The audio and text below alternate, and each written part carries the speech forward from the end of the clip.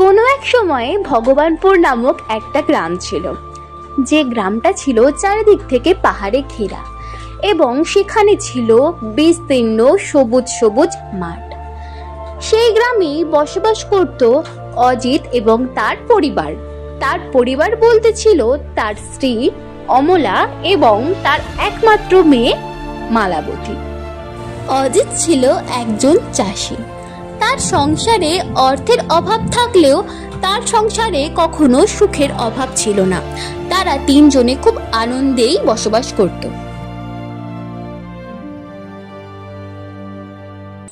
অমলা অমলা শুনছো? তাড়াতাড়ি আমাকে একটু জল দাও। আর আমাদের মেয়ে মালা কোথায়? আমি আসলেই তো সে ছুটি আসে, তাকে তো দেখছি না।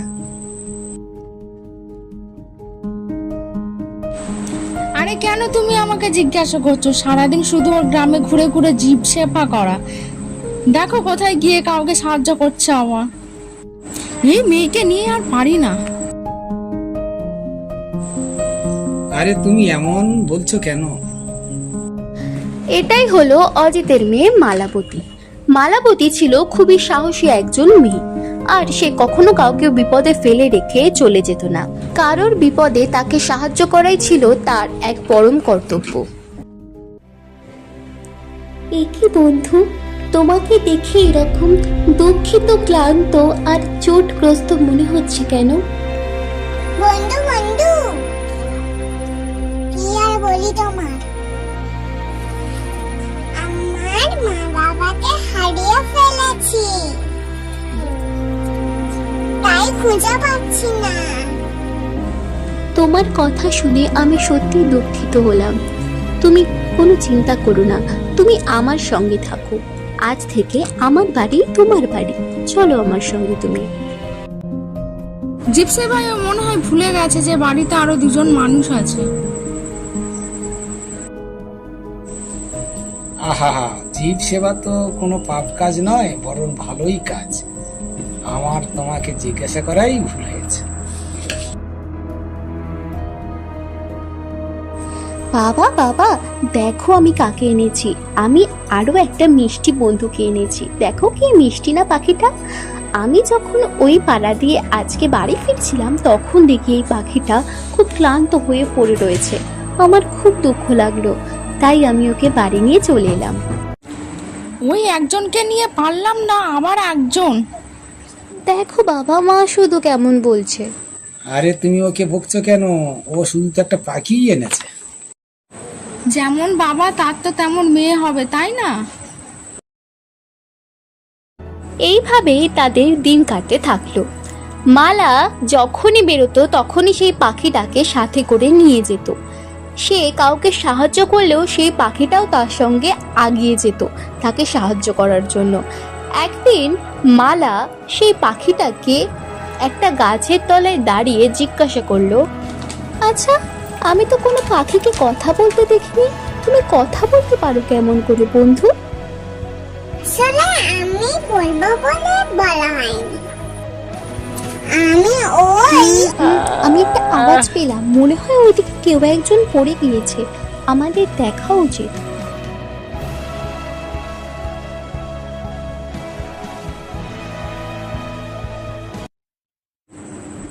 এ কি বুড়িমা, এ কি হয়েছে আপনার? বুড়িমা, আপনি কি ঠিক আছেন? আপনার তেমন কোনো চোট লাগেনি তো? আর বলো না বাছা, বয়স হয়েছে তাই নিজের ভারসাম্য হারিয়ে পড়ে গিয়েছিলাম। আপনি চিন্তা করবেন না বুড়িমা, আমরা আপনাকে বাড়ি পৌঁছে দেব। ধন্যবাদ বাছা, তোমাদের মতো মেয়ে আর এখনকার দিনে পাওয়া যায় না। তুমি খুব ভালো থেকো, আমি তোমায় আশীর্বাদ করলাম। ধন্যবাদ বুড়িমা, তোমার আশীর্বাদটা এরকমই আমার সঙ্গে রেখো। এর বেশ কিছুদিন পর যখন মালা এবং তার সেই পাখিটা রাস্তা দিয়ে কোথাও যাচ্ছিল, তখন তারা দেখতে পেল একটা কুকুর, যে কিনা খুবই কাঁদছে। মালা তার কাছে গেল এবং দেখতে লাগলো।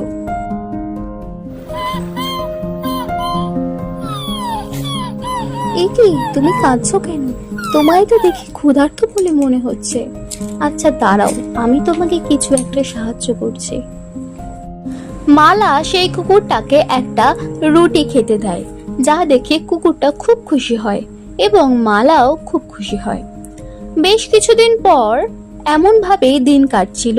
তারই মাঝে মালাকে তার বাবা অজিত এবং অমলা ডেকে পাঠায় এবং বলে, শোন মালা, আমি আর তোর মা একটু দরকারে শহরে যাচ্ছি। তুই বাড়িতে সাবধানে থাকিস কদিন। দেখিস এই কদিন অন্তত জিভ সেবাটা বন্ধ রাখিস আর নিজের খেয়াল রাখিস। তুমি চিন্তা করো না, আমি একাই সমস্ত কিছুটা সামলে নেব। আর আমি তো আগেও ছিলাম, তোমাদের কোনো চিন্তা করার কারণই নেই। এরপর রাত নামে এবং তার পরের দিন মালার বাবা এবং মা অর্থাৎ অজিত এবং অমলা শহরের উদ্দেশ্যে রওনা দেয়।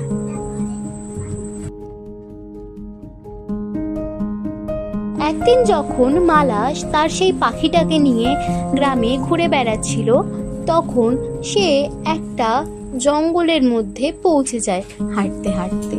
সে নিজেও বুঝতে পারে না যে কখন সে জঙ্গলের মধ্যে প্রবেশ করে ফেলেছে। সে সেখানে দেখে একটা বাচ্চা মেয়ে সেখানে অঝরে কেঁদে চলেছে। সে তার কাছে যায় এবং তাকে জিজ্ঞাসা করতে থাকে,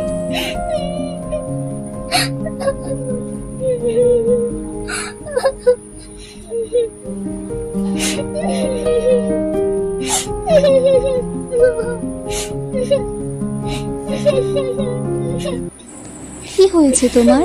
তুমি এমন ভাবে কাঁদছো কেন? তোমাকে এরকম দুঃখিত লাগছে কেন? তুমি আমাকে বলতে পারো, তোমার কোনো ভয় নেই, আমি তোমাকে অবশ্যই সাহায্য করব। তুমি আমায় সমস্তটা খুলে বলো, তোমার এরকম কাঁদার কারণ কি? আসলে আমাকে একটা দুষ্টু মহিলা বন্দি করে রেখেছে, আমাকে বাড়িতেও যেতে দিচ্ছে না। আমি কতবার বলেছি কিন্তু শুনছে না। আমি বাড়ি যাব, আমাকে এখানে পালিয়ে এসেছিস না? আমি তোকে কতবার বারণ করেছি? তুই এবার চল, তোকে আমি এমন ব্যবস্থা করবো না তুই ভাবতেও পারবি না। চল, কত সাহসী ভাবে বলতে পালিয়ে এসেছিস আমার ডেরা থেকে, তোকে আমি কিছুতেই ছাড়বো না। এ কি, কে তুমি? কে তুমি শয়তান মহিলা? এ কি, কোথায় গেল? কোথায় গেল? আমি তোমাকে ছাড়বো না, আমাকে ওই বাচ্চা মেয়েটাকে বাঁচাতেই হবে। তুমি কি দেখেছো তার চোখে কতটা দুঃখ রয়েছে? আমরা তাকে সাহায্য করি, চলো। তারপর তারা ঠিক করে যে তারা প্রথমে সাধু বাবার কাছে যাবে এবং কোনো একটা উপায় জেনে আসবে। সেই জন্য তারা সাধু বাবার কাছে রওনা দেয়।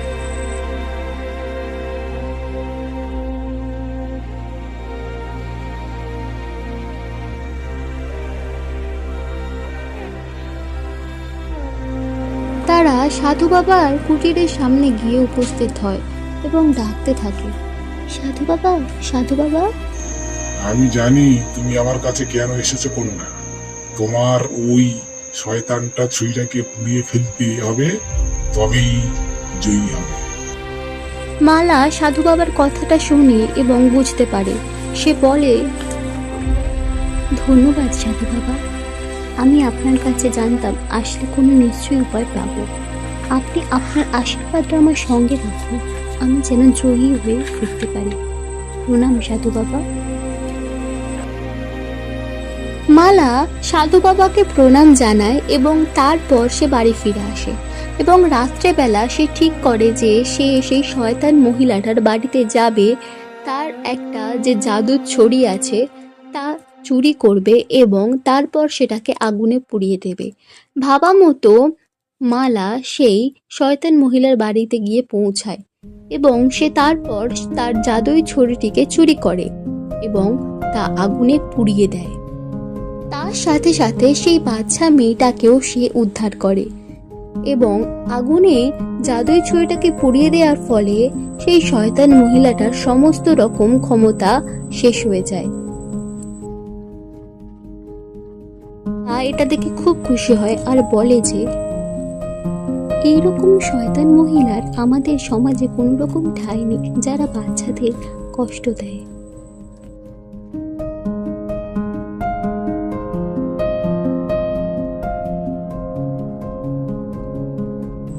বেশ কিছুদিন পর মালা ভাবতে থাকে যে তার সেই মিষ্টি পাখিটাকে সে আর খুঁজে পাচ্ছে না, কোথায় গেল। সে দুঃখিত হয়ে কাঁদতে থাকে। মালা, মালা, কি হয়েছে তোর? বাবা, আমি আমার সেই মিষ্টি পাখিটাকে আর খুঁজে পাচ্ছি না। আমি সেদিনের পর থেকে তাকে আর কোথাও দেখতে পাচ্ছি না, আমার খুব কষ্ট হচ্ছে। তুই চিন্তা করিস না মা, হয়তো ওর পরিবারকে খুঁজে পেয়েছে, তাই চলে গেছে, আর কাঁদিস না। তাদের যখন কথাবার্তা চলছিল সেই সময় একজন রাজা তাদের ঘরে ঢোকে। এ কি, কে আপনি? আপনাকে দেখে তো রাজা বলে মনে হচ্ছে। আসলে আমি একজন রাজা, আর আমি সেই মিষ্টি পাখি যাকে আপনারা আপনাদের সঙ্গে রেখেছিলেন।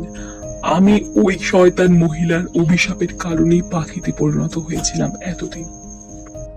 এই কথাগুলো শুনে তারা খুব খুশি হয় এবং সেই রাজা তাদেরকে জানায় যে সে মালাকে বিবাহ করতে চায় এবং তার রাজ্যে নিয়ে যেতে চায়। যা শুনে তারা রাজি হয়ে যায় আর মালা সেই রাজার সঙ্গে তার রাজ্যের উদ্দেশ্যে রওনা দেয়।